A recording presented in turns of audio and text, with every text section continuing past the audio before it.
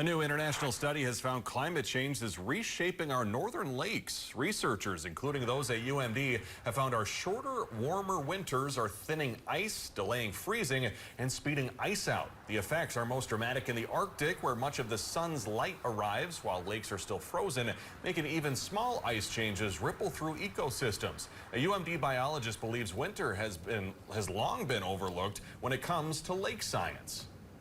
Here to share more about this research is Dr. Ted Ozersky, the biologist who led it over at UMD. Dr. Ozersky, appreciate you taking the time to join us. What motivated you to study these changes, especially when it comes to our area here in northern Minnesota?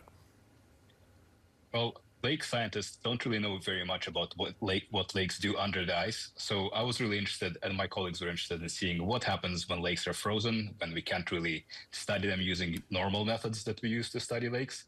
And also what is happening with the ongoing loss of winter and ice cover on lakes.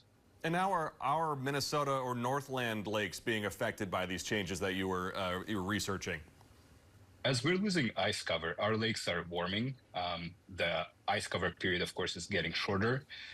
Oxygen conditions in the lakes are changing as well, in some cases for the better, in some cases for the worse.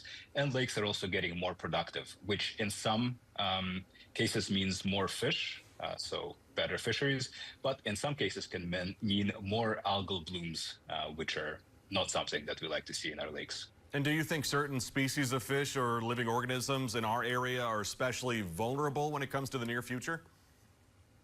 Yeah, I think so. So fish species that like cold conditions, like, for example, lake trout, are going to suffer a lot more than warm-loving fish species like, let's say, carp or bass. And then what comes next for your research team? I bet it must have been cool to collaborate and work with others internationally, including in Canada and Norway.